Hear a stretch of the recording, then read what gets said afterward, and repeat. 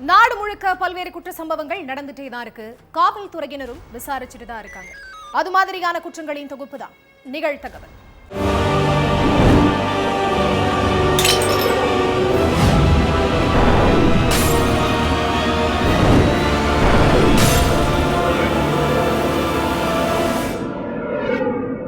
நிகழ்தகவு. துண்டிக்கப்பட்ட பெண்ணின் கையை கவ்வி வந்த தெருநாய்.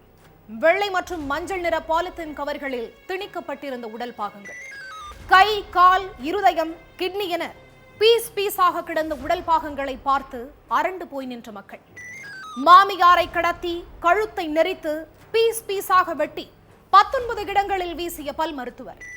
நீண்ட நேரம் ஒரே ஏரியாவில் சுற்றித் திரிந்த மாருதி காரை வைத்து துப்பு துலக்கிய காவல்துறையினர். மாமியாரை கொன்றுவிட்டு தர்மஸ்தலாவுக்கு சென்று சாமி தரிசனம் செய்த மருமகன் போலீசில் சிக்கியது எப்படி? நடுநடுங்க வைத்த பகீர் சம்பவத்தின் பின்னணி என்ன?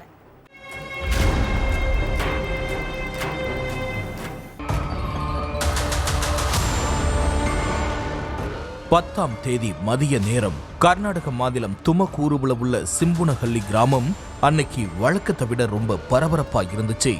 முத்தியாலம்மா கோவிலுக்கு பின்புறத்துல இருந்த நாய் ஒண்ணு ஒரு பெண்ணுடைய கைய கவ்வி ரோட்டுக்கு இழுத்துட்டு வந்து போட்டதுதான் அந்த உச்சகட்ட பரபரப்புக்கு காரணம். கை துண்டா கிடந்த இடத்துல இருந்து 200 மீட்டர் தூரத்துல அந்த பெண்ணுடைய வயிற்று பகுதி, 2 கால்கள், இதயம், குடல்னு பெண்ணுடைய உடல் உறுப்புகளும் வெள்ளை மற்றும் மஞ்சள் நிற கவர்களால சுற்றப்பட்டு கிடந்துச்சு. 10 இடங்கள்ல கை, கால்கள் உள்ளிட்ட உடல் பாகங்களும், 9 இடங்கள்ல இதயம், குடல்னு மொத்தம் 19 இடங்கள்ல இருந்து பெண்ணுடைய உடல் உறுப்புகளும் மீட்கப்பட்டுச்சு. பெண்ணுடைய முகம் சிதைஞ்சு போயிருந்ததால ஒரு கையில இருந்த டாட்டூ வச்சு கொல்லப்பட்டிருக்கிறது யாருங்கிறத கண்டுபிடிச்சாங்க போலீஸ். கொல்லப்பட்டது கர்நாடக மாநிலம் பெல்லாவியை சேர்ந்த லட்சுமி தேவிங்கிறது தெரிய வந்துச்சு. அதுக்கு பிறகு விசாரிச்சதுல ஏற்கனவே லட்சுமி தேவியை காணோம்னு அவங்களுடைய கணவர் பசவராஜ் போலீஸ் ஸ்டேஷன்ல கம்ப்ளைண்ட் கொடுத்திருக்கிறது தெரிய வந்துச்சு. லட்சுமி தேவிய இப்படி கொடூரமா கொன்னது மட்டுமில்லாம உடலை துண்டு துண்டா வெட்டி பல இடங்கள்ல வீசினது யாருன்னு கண்டுபிடிக்க தீவிர புலன் விசாரணையில இறங்குனாங்க போலீஸ். லட்சுமி தேவி அம்மாவுடைய செல்போன் சிக்னலை வச்சு பார்த்தப்போ கடைசியா தர்மஸ்தலாவுக்கு போயிட்டு வந்தது தெரிய வந்துச்சு. ஆனா அதை தவிர வேற எந்த குழுவும் கிடைக்கல. முதல் கட்டமா லட்சுமி தேவியுடைய உடல் பாகங்கள் மீட்கப்பட்ட இடங்களை தங்களுடைய கண்ட்ரோலுக்கு கொண்டு வந்த போலீஸ் அங்கிருந்த சிசிடிவி கேமராக்களை செக் பண்ணாங்க.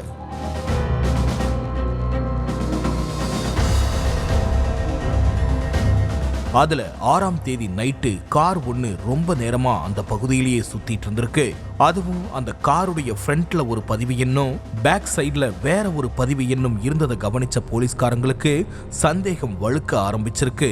இந்த சந்தேகங்களுக்கு பதில் கிடைக்கணும்னா அந்த கார் யாருடையதுன்னு தெரியணும், அப்பதான் எல்லா கேள்விகளுக்கும் விடை கிடைக்கும்னு முடிவு பண்ண போலீஸ் அந்த காரை வலை வீசி தேடினாங்க. ஒரு வழியா அந்த காருடைய உண்மையான நம்பரை கண்டுபிடிச்சவங்க கார் யாருடைய பேர்ல பதிவாகி இருக்கு அப்படிங்கறத கண்டுபிடிச்சிட்டாங்க. கொரட்டக்கிரவுல உள்ள உருட்டிக்கரை கிராமத்தை சேர்ந்த சதீஷ்ங்கிறவர் தான் 6 மாசத்துக்கு முன்னாடி இந்த காரை வாங்கி இருக்கிறத கண்டுபிடிச்சாங்க. அடுத்து அந்த சிசிடிவி காட்சி அடிப்படையில சதீஷை பிடிச்சு ஸ்டேஷனுக்கு கூப்பிட்டு வந்து கிடுக்குப்படி விசாரணை பண்ணப்பதான் கொடூர சம்பவத்துக்கு பின்னாடி இருக்கிற பகீர் பின்னணியே வெளிச்சத்துக்கு வந்திருக்கு. அதுக்கப்புறம் தான் வழக்க வேற கோணத்துல கையாள ஆரம்பிச்சாங்க. லட்சுமி தேவிக்கு 20 வயசுல தேஜஸ்விங்கிற மகள் இருக்காங்க. பணக்கார பையனுக்கு தான் மகளை கல்யாணம் பண்ணி கொடுக்கணும்னு நிறைய வரன் பார்த்துட்டு இருந்திருக்காங்க லட்சுமி. ஆனா அவங்க எதிர்பார்த்த மாதிரி தேஜஸ்விக்கு அப்படி எந்த வரனும் அமையல. இதுக்கு மத்தியில 40 வயசான டென்டல் டாக்டர் ராமச்சந்திரையாங்கிறவரு ஏற்கனவே கல்யாணமாகி மனைவி கூட ஏற்பட்ட கருத்து வேறுபாட்டால விவாகரத்து ஆகிருச்சு. சில மாதங்களா தனியா இருந்த ராமச்சந்திரையா தனக்கு மணமகள் கேட்டு தெரிஞ்சவங்க கிட்ட சொல்லி இருக்காரு. அவங்க லட்சுமி தேவிக்கும் தெரிஞ்சவங்க. ராமச்சந்திரையா மணமகள் தேடுற விஷயம் லட்சுமி தேவிக்கு தெரிய வரவே தன்னுடைய மகளை அவருக்கு 2வது கல்யாணம் பண்ணி வைக்க திட்டம் போட்டாங்க. ராமச்சந்திரையா பல் மருத்துவர், வசதி வாய்ப்புகளுக்கு எந்த குறையும் இல்ல. இதையெல்லாம் பார்த்துதான் தன்னுடைய மகளை கல்யாணம் பண்ணி வைக்க முடிவு பண்ணாங்க. அதே மாதிரியே தேஜஸ்விக்கும் ராமச்சந்திரையாவுக்கும் பெரியவங்க சம்மதத்தோட கல்யாணமும் நடந்துருச்சு. இந்த தம்பதிக்கு இப்போ 3 மாசத்துல ஒரு குழந்தை இருக்கு. கல்யாணமாகி சந்தோஷமா இருந்த தம்பதிக்குள்ள லட்சுமி தேவியால அடிக்கடி தகராறு வர தொடங்கியிருக்கு. மகள் கிட்ட மருமகனை பத்தி தவறா குறிப்பிட்டு சொன்னதாவும், தாய் சொன்னதை கேட்டு தேஜஸ்வி கணவன் கிட்ட சண்டை போட்டதாவும் சொல்லப்படுது. 40 வயதான உனக்கு போய் தன்னுடைய 20 வயதான மகளை கட்டி கொடுத்திருக்கேன்னு சொல்லி ராமச்சந்திரையாவை கேவலப்படுத்தி இருக்காங்க லட்சுமி தேவி.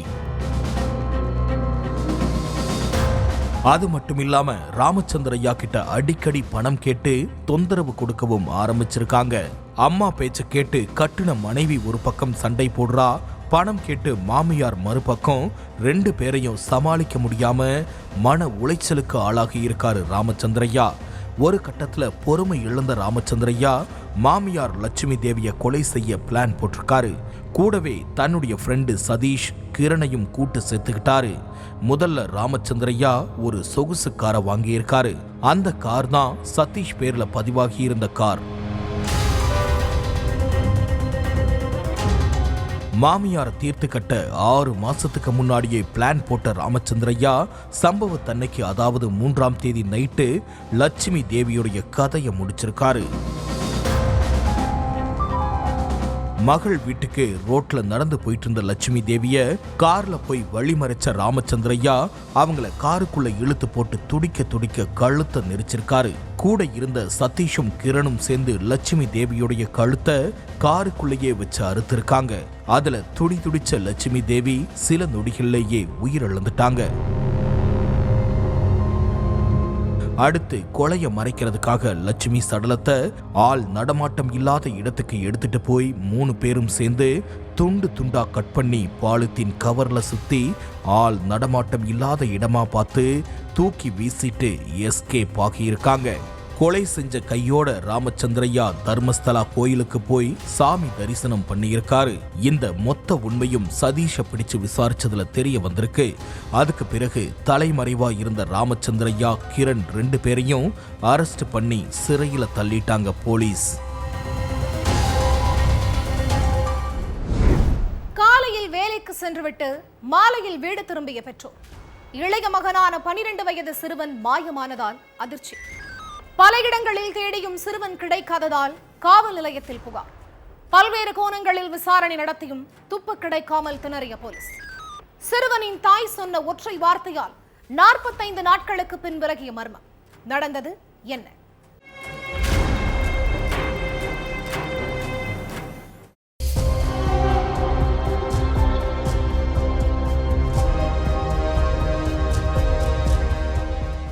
வழக்கம் போல காலையில வேலைக்கு போன பெண் கடந்த ஜூன் 28ஆம் தேதி நைட்டு 7 மணிக்கு வீட்டுக்கு வந்திருக்காங்க. எப்பவும் வேலை முடிஞ்சு வரும்போது வீட்டில் அவங்களுடைய 2 பையன்களுமே இருப்பாங்க. ஆனா அன்னைக்கு மூத்த பையன் மட்டும்தான் வீட்டில் இருந்திருக்கான். உன் தம்பி எங்கடான்னு மூத்த பையன் கிட்ட கேட்டதுக்கு அவன் எங்க போனான்னு தெரியலன்னு சொல்லியிருக்கான். பக்கத்து வீட்டில் உள்ள ஃப்ரெண்டு வீட்டுக்கு ஏதாச்சும் போயிருப்பான்னு நினைச்சிட்டு இருந்த தாய்க்கு நேரம் ஆக ஆக வயிற்றுல புளிய கரைச்சிருக்கு.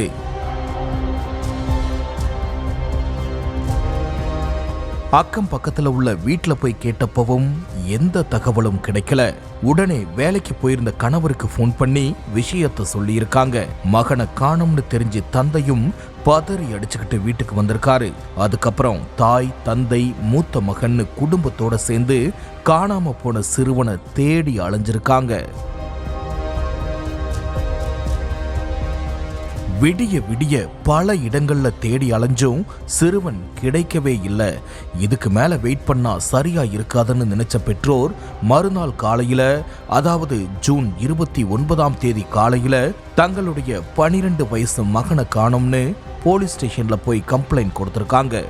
மகனை காணோம்னு பெற்றோர் பரிதவிச்சதை பார்த்து போலீஸ்காரங்களும் உடனே FIR ஃபைல் பண்ணி விசாரணையில இறங்கினாங்க. பல இடங்கள்லையும் பல கோணங்கள்லையும் தீவிர விசாரணை நடத்தியும் காணாம போன சிறுவனை பத்தி போலீஸுக்கு எந்த ஒரு துப்புமே கிடைக்கல. சிசிடிவி காட்சிகளை அலசி ஆராய்ஞ்சும் எந்த பலனும் இல்ல. சிறுவனுக்கு என்னதான் நடந்திருக்கும்னு நினைச்சு பெற்றோரும் போலீஸும் குழம்பி போயிருந்த நேரத்துல தான் 45 நாளா இருட்டலையே இருந்த உண்மை வெளிச்சத்துக்கு வந்திருக்கு. அதாவது பையனுக்கு என்னாச்சு ஏதாச்சுன்னு தெரியாம பெத்தவங்க தவிச்சிட்டு இருந்ததால மனசு கேட்காம திரும்பவும் போலீஸ் ஸ்டேஷனுக்கு போய் அங்க உள்ள காவலர்கள் கிட்ட முறையிட்டு இருக்காங்க. நாங்களும் எங்களால முடிஞ்ச அளவுக்கு தீவிர விசாரணை நடத்திட்டோம், இது வரைக்கும் ஒரு சின்ன க்ளூ கூட கிடைக்கவே இல்லைன்னு போலீஸ்காரங்க சொல்லியிருக்காங்க. நீங்க ஆரம்பத்துல இருந்து என்ன நடந்துச்சுன்னு திரும்பவும் ஒரு முறை சொல்லுங்க, ஏதாவது க்ளூ கிடைக்குதான்னு பாப்போம்னு போலீஸ்காரங்க திரும்பவும் சிறுவனுடைய அப்பா அம்மா கிட்ட விசாரிச்சிருக்காங்க. அப்போ ஜூன் 27ஆம் தேதி நைட்டு 7 மணிக்கு வீட்டுக்கு வந்தப்போ மூத்த பையன் வீடை கிளீன் பண்ணிட்டு இருந்தான். மத்தபடி வேற எதுவும் சொல்லும்படியான விஷயம் வீட்டுல தென்படலன்னு சொல்லியிருக்காங்க சிறுவனுடைய பெற்றோர். மூத்த பையன் தினமும் இப்படி வீட்டை கிளீன் பண்ணுவானான்னு போலீஸ்காரங்க கேட்டிருக்காங்க. அதுக்கு டெய்லியும்லாம் கிளீன் பண்ண மாட்டான், வீட்டில் ஒரு சின்ன வேலை கூட பண்ண மாட்டான், அன்னைக்கு என்னமோ அதிசயமா வீடை சுத்தம் பண்ணிட்டு இருந்தான்னு பெற்றோர் போலீஸ் கிட்ட சொல்லியிருக்காங்க. அங்கதான் போலீஸுக்கு டவுட் வர ஆரம்பிச்சிருக்கு. எப்பவும் எந்த வேலையும் பார்க்காத சிறுவன் அன்னைக்கு மட்டும் ஏன் வீட்டை சுத்தம் பண்ணணும்னு போலீஸுக்கு மிகப்பெரிய கேள்வி எழுந்திருக்கு. அந்த கேள்விக்கான விடை சிறுவன் கிட்ட இருக்கும்னு நினைச்சு போலீஸ் காணாம போன சிறுவனுடைய அண்ணன் கிட்ட விசாரணை நடத்தினாங்க. அப்போ தன்னை அறியாம நடந்த எல்லா விஷயத்தையும் போலீஸ் கிட்ட சொல்லிட்டான் அந்த 17 வயது சிறுவன்.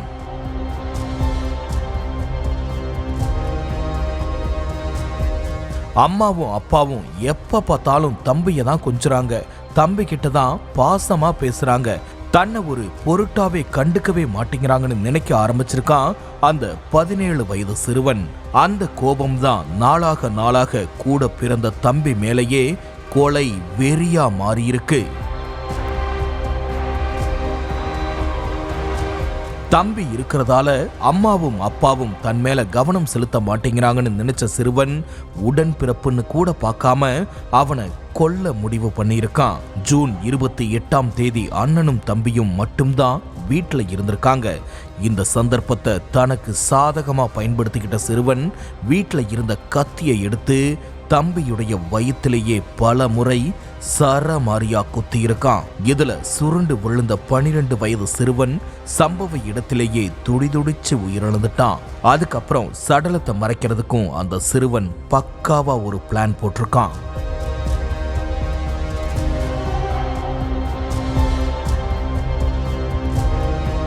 வீட்டுல கடப்பாறை மண்வெட்டி எல்லாமே இருந்திருக்கு. அதை எடுத்துக்கிட்டு வீட்டு வாசல்ல உள்ள இடத்துல குழி தோண்டி அந்த குழிக்குள்ள தம்பியுடைய சடலத்தை போட்டு புதைச்சிருக்கான். வீட்டு வாசல்லையே புதைச்சா சிக்கிருவோம்னு நினைச்சு திரும்பவும் சடலத்தை தோண்டி எடுத்து வீட்டுல இருந்து 300 மீட்டர் தூரத்துல உள்ள மற்றொரு இடத்துல குழி தோண்டி சடலத்தை புதைச்சிருக்கான். அதுக்கப்புறம் வீட்டுல அங்கங்க சிதறி கிடந்த ரத்தத்தை கிளீன் பண்ணியிருக்கான். அப்பதான் அவனுடைய அம்மா வீட்டுக்கு வந்திருக்காங்க. ஆனா அம்மா கிட்ட தம்பி வெளியில போயிருக்கிறதா சொல்லி சமாளிச்சிருக்கான். பெத்தவங்களும் மகன் காணாம போயிட்டதா நினைச்சு ஊர் ஃபுல்லா தேடி அலைஞ்சிருக்காங்க. 45 நாளா போலீஸ் சல்லடை போட்டு தேடியும் சிறுவனை கண்டுபிடிக்கவே முடியல. கடைசியில பெத்தவங்க சொன்ன ஒற்றை விஷயத்தை வச்சு துப்பு துளக்கி போலீஸ் உண்மையை கண்டுபிடிச்சிட்டாங்க. 12 வயது சிறுவனுடைய சடலத்தை தோண்டி எடுத்து பிரேத பரிசோதனைக்கு அனுப்புன போலீஸ் தம்பியை கொன்ன 17 வயது சிறுவனை அரெஸ்ட் பண்ணி கூர்நோக்கு இல்லத்துல சேர்த்திருக்காங்க. அதோட 17 வயது சிறுவனால தனியா இவ்வளவு வேலையும் பார்த்திருக்க முடியாதுன்னு சந்தேகப்படுற போலீஸ் இதுல வேற யாருக்காவது தொடர்பு இருக்காங்கிற கோணத்துல தொடர்ந்து விசாரிச்சுக்கிட்டு இருக்காங்க. இரவு நேரத்தில் வீட்டிற்கு நடந்து சென்று கொண்டிருந்த இளைஞர் ஆயுதங்களுடன் பின்தொடர்ந்து சென்ற கும்பல் உயிரை காப்பாற்றிக் கொள்ள தலைதெறிக்க ஓடியும் விடாமல் விரட்டி சென்று வெட்டி சாய்த்த கொடூரம். அண்ணன் கொலைக்கு பழிக்கு பழி வாங்க வேண்டும் என துடித்தவரை காட்டு மிராண்டித்தனமாக வெட்டி வீசியது யார்?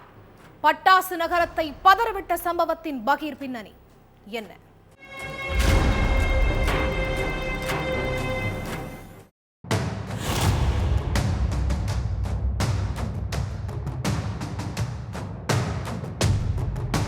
திங்கட்கிழமை நைட்டு 10 மணிக்கு மது போதையில கணேஷ் பாண்டிங்கிற இளைஞர் ரோட்ல நடந்து போயிட்டு இருந்திருக்காரு. அப்போ அவரை ஒரு கும்பல் கமுக்கமா ஃபாலோ பண்ணிட்டு இருந்திருக்கு. இத கவனிச்ச அந்த இளைஞர் தன்னோட உயிரை காப்பாத்திக்கிறதுக்காக தலை தெறிக்க ஓடி இருக்காரு. ஆனா அவரை விடாம துரத்தின கும்பல் ஒரு கட்டத்துல சுத்தி வளைச்சு சரமாரியா வெட்டி சாச்சிட்டு தப்பிச்சு போயிட்டாங்க. இதுல சம்பவ இடத்திலேயே அந்த இளைஞர் துடிதுடிச்சு உயிரிழந்துட்டாரு. தகவல் தெரிஞ்சு சம்பவ இடத்துக்கு வந்த போலீஸ் கொல்லப்பட்ட இளைஞர் யாரு, கொன்ன கும்பல் யாருன்னு தெரிஞ்சுக்க விசாரணையில இறங்குனாங்க. சிசிடிவி காட்சிகளை ஆய்வு பண்ணி பார்த்தப்போ கணேஷ் பாண்டிய துரத்திட்டு போன ஒரு சிலருடைய அடையாளம் தெரிஞ்சிருக்கு. அவங்க யாரு என்னன்னு விசாரிச்சப்பதான் 2 வருஷத்துக்கு முன்னாடி கணேஷ் பாண்டியுடைய அண்ணனை வெட்டி கொன்ன அதே கும்பல் தான் இப்போ தம்பியையும் வெட்டி சாச்சிருக்கிறது தெரிஞ்சிருக்கு.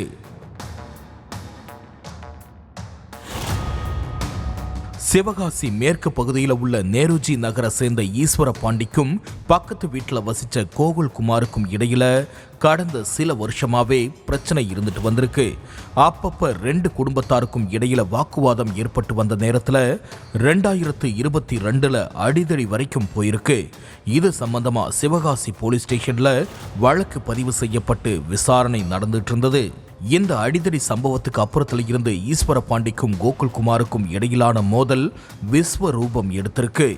அதுக்கப்புறம் பார்க்குற இடத்துலலாம் முறைக்கிறது, வாக்குவாதம் பண்றது, அடிக்க பாயிறதுன்னு 2 தரப்பு சேர்ந்தவங்களும் அடிக்கடி சண்டை போட்டுக்கிட்டே இருந்திருக்காங்க. இதுக்கிடையில 2023 செப்டம்பர் மாதம் ஈஸ்வர பாண்டி தன்னுடைய வீட்டு பக்கத்துல நண்பர்கள் கூட சேர்ந்து மது அருந்திட்டு இருந்திருக்காரு. அப்போ கோகுல்குமாரும் அவனுடைய கூட்டாளிகளும் வந்து ஈஸ்வர பாண்டிய ஆயுதங்களால வெட்டி கொன்னுட்டு தப்பிச்சு போயிட்டாங்க. இந்த வழக்குல கோகுல்குமார், கார்த்திக், ஜீவா, கணேஷ் பாண்டி, ராஜேஷ்னு மொத்தம் 5 பேரை போலீஸ் அரெஸ்ட் பண்ணி ஜெயில அடைச்சிருந்தாங்க. இந்த கொலை வழக்கு விசாரணை நீதிமன்றத்தில் நடந்துட்டு இருக்கிற நிலையில கைது செய்யப்பட்ட எல்லோரும் கடந்த சில மாதங்களுக்கு முன்னாடி ஜாமீன்ல வெளியே வந்திருக்காங்க. இதுக்கு நடுவுல கொல்லப்பட்ட ஈஸ்வர பாண்டியுடைய தம்பி கணேஷ் பாண்டி, எங்க அண்ணனை கொன்ன யாரையும் நான் சும்மா விடமாட்டேன், எல்லோரையும் வெட்டி கொன்னுருவன்னு ஊருக்குள்ள சிலர்கிட்ட சொன்னதா சொல்லப்படுது. அதோட கோகுல்குமாரை பத்தியும் அவனுடைய கூட்டாளிகளை பத்தியும் அந்த ஏரியாவில் உள்ளவங்க கிட்ட விசாரிச்சதாவும், கோகுல்குமார் எப்பப்ப எங்கெங்க போவாரு என்ன ஏதுங்கிறத ஆளுங்களை வச்சு நோட்டமிட்டதாவும் சொல்லப்படுது.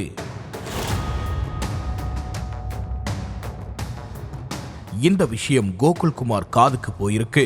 கணேஷ் பாண்டி நம்மளை கொல்றதுக்கு முன்னாடி நாம முந்திக்கணும்னு முடிவு பண்ண கோகுல்குமாரும் கூட்டாளிகளும் கணேஷ் பாண்டியுடைய நடமாட்டத்தை கவனிக்க ஆரம்பிச்சிருக்காங்க. கணேஷ் பாண்டி தினமும் நைட்டு வீட்டுக்கு தனியா தான் போவாருங்கிறத தெரிஞ்சுக்கிட்ட கும்பல் திங்கட்கிழமை நைட்டு கணேஷ் பாண்டியை ஃபாலோ பண்ணியிருக்காங்க. கோகுல்குமாரையும் அவனுடைய கூட்டாளிகளையும் பார்த்த அடுத்த செகண்டே கணேஷ் பாண்டி தப்பிச்சு ஓடி இருக்காரு. நேருஜி நகர்ல இருந்து வஉசி நகர் வரைக்கும் ஓடுன கணேஷ் பாண்டிய அங்க வச்சு அந்த கும்பல் சுத்தி வளைச்சு வெட்டி கொன்னுட்டாங்க.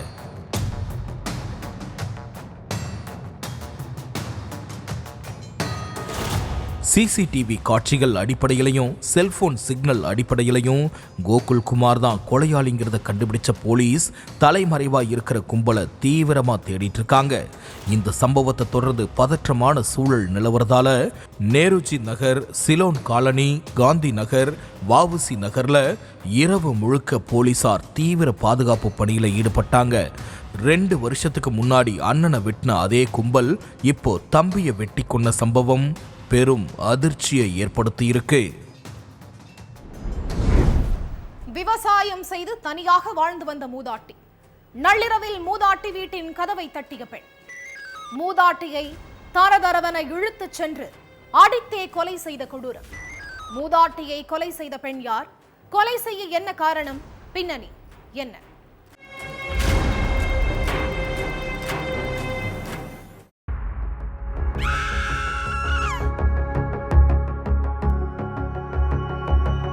நள்ளிரவு 12 மணி இருக்கும்.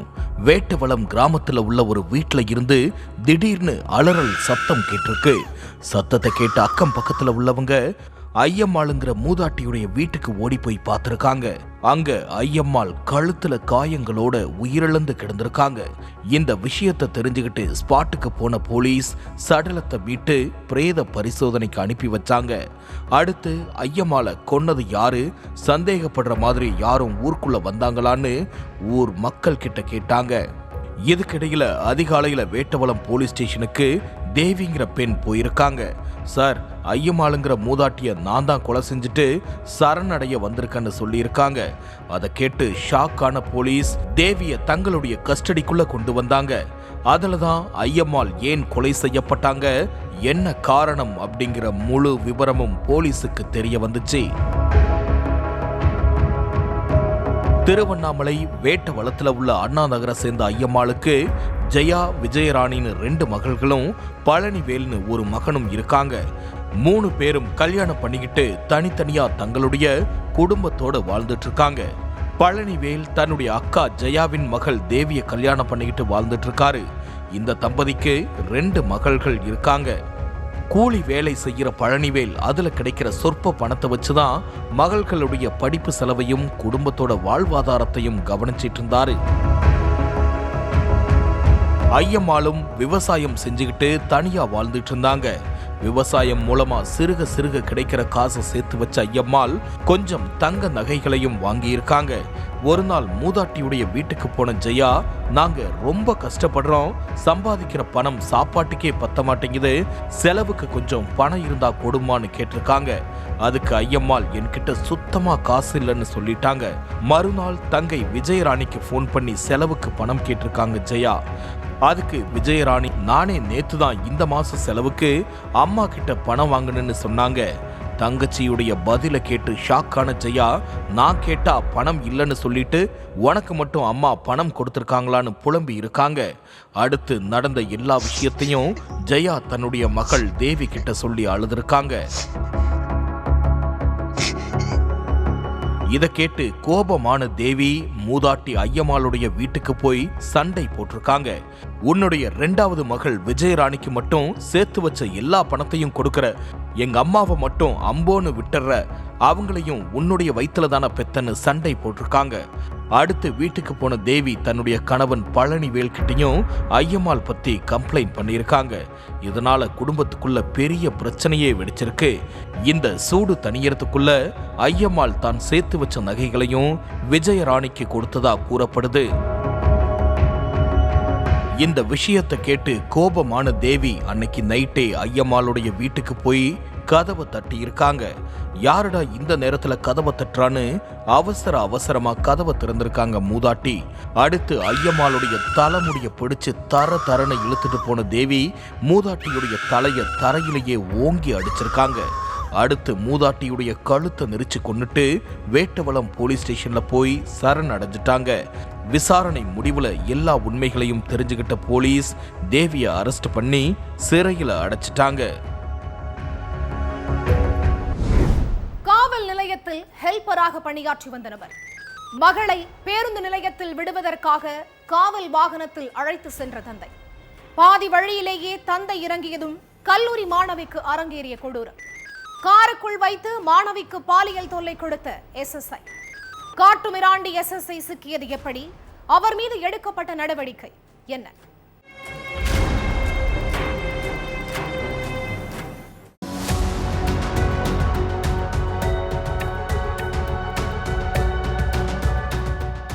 எப்போதும் துருதுருன்னு ஆக்டிவா இருக்கிற 19 வயது மாணவி திடீர்னு ரொம்ப சோர்வாவும் சோகமாவும் இருந்திருக்காங்க.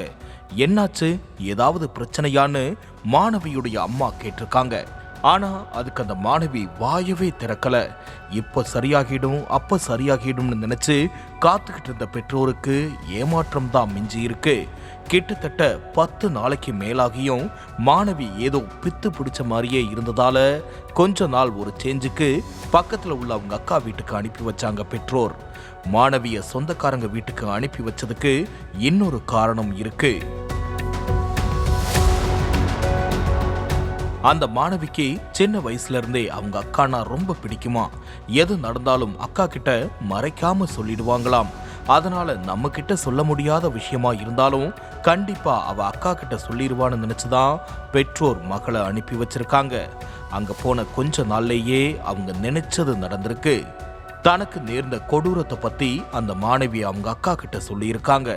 அதுக்கப்புறம் தான் மாணவியுடைய மௌனத்துக்கான காரணமே தெரிய வந்திருக்கு. நாமக்கல் கொல்லிமலையை சேர்ந்த 19 வயது இளம்பெண் திண்டுக்கல்ல உள்ள பிரைவேட் காலேஜ்ல ஃபர்ஸ்ட் இயர் படிச்சிட்டு இருக்காங்க. இவங்க அப்பா வாழவந்தி நாடு காவல் நிலையத்துல ஹெல்ப்பர் வேலை பார்த்துட்டு வராரு. ரொம்பவே கஷ்டப்படுற குடும்பம். கிடைக்கிற கூலியை வச்சு அதுல தான் தன்னுடைய மகளை தனியார் கல்லூரியில சேர்த்து படிக்க வச்சிட்டு இருக்காரு. வார விடுமுறை நாட்கள்ல மாணவி சொந்த ஊருக்கு வருவாங்களாம். அதுக்கு பிறகு லீவு முடிஞ்சதும் மகளை அவரு தான் காலேஜில் கொண்டு போய் விடுவாராம். அதே போல வார விடுமுறை முடிஞ்சு மாணவி திண்டுக்கல் போறதுக்கு கிளம்பிட்டு இருந்த நேரத்துல காவல் நிலையத்துல SSI மோகன் அவரை வீட்டுல விட சொல்லியிருக்காரு. அதனால மோகனை காவலர் வாகனத்துல கூப்பிட்டுட்டு கிளம்பி இருக்காரு. அப்போ கிளம்பிட்டேன்பா, என்ன காலேஜ்ல விட்டுருங்கன்னு சொல்லியிருக்காங்க மகள். SSI மோகன் வேற வீட்டுல விட சொல்லியிருக்காரே, என்ன பண்றதுன்னு தெரியாம முழிச்சிருக்காரு தந்தை. அதை கவனிச்ச மோகன் அவர்கிட்ட என்னாச்சியா, ஏன் ஒரு மாதிரி இருக்கன்னு கேட்டிருக்காரு. இல்லையா, என்னோட பொண்ணு திண்டுக்கல்ல உள்ள காலேஜ்ல படிக்கிறா, வார விடுமுறையில வீட்டுக்கு வருவா, லீவு முடிஞ்சதும் நான் தான் கூப்பிட்டு போய் விடுவேன், அதான் ஃபோன் பண்ணி கூப்பிடுறான்னு சொல்லியிருக்காரு. அதுக்கு உன்னுடைய மகளை வர சொல்லு, நம்மளே கார்ல கூப்பிட்டு போய் டிராப் பண்ணிடலாம்னு சொல்லியிருக்காரு SSI மோகன். அடுத்து 19 வயது மகளை காவலர் வாகனத்துல ஏத்திக்கிட்டு போயிட்டு இருந்த நேரத்துல ஹெல்ப்பருக்கு வேலை விஷயமா ஒரு போன் வந்திருக்குது. உடனே அந்த வேலையை முடிக்க வேண்டிய கட்டாயம் வேற. அதனால SSI கிட்ட இத பத்தி சொல்லிட்டு மகளை கூப்பிட்டுட்டு கார்ல இருந்து இறங்கி இருக்காரு. அப்போ உனக்கு தானே வேலை இருக்கு, உன் பொண்ணை நான் திண்டுக்கல்ல விட்டுறேன், நீ போய் வேலையை பாருன்னு நல்லவன் போல சொல்லியிருக்காரு SSI மோகன். அதுக்கு பிறகு மாணவிய மோகன் காலேஜுக்கு கூப்பிட்டுட்டு போயிருக்காரு.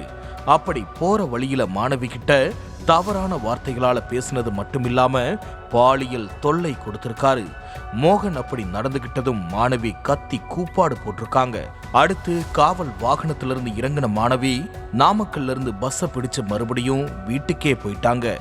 மோகன் தவறான முறையில நடந்துகிட்டதை நினைச்சு மாணவி பேய் இறஞ்ச மாதிரி இருந்திருக்காங்க.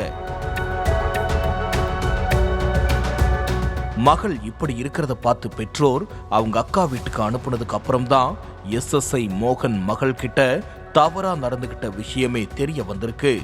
மகள் சொன்னதை கேட்டு ஆத்திரம் அடைஞ்ச தந்தை உடனே நாமக்கல் அனைத்து மகளிர் காவல் நிலையத்துல போய் கம்ப்ளைண்ட் பண்ணியிருக்காரு. அதுக்கு பிறகு மாணவி கிட்ட போலீஸ்காரங்க நடத்தின விசாரணையில மொத்த உண்மையும் வெளிச்சத்துக்கு வந்த நிலையில SSI மோகனை அரெஸ்ட் பண்ணி விசாரிச்சுக்கிட்டு இருக்காங்க. ஒவ்வொரு குற்றங்களின் முடிவும் சட்டத்தின் கையில். விசாரணை தொடரும், பார்க்கலாம் அடுத்த நிகழ்தகவல்.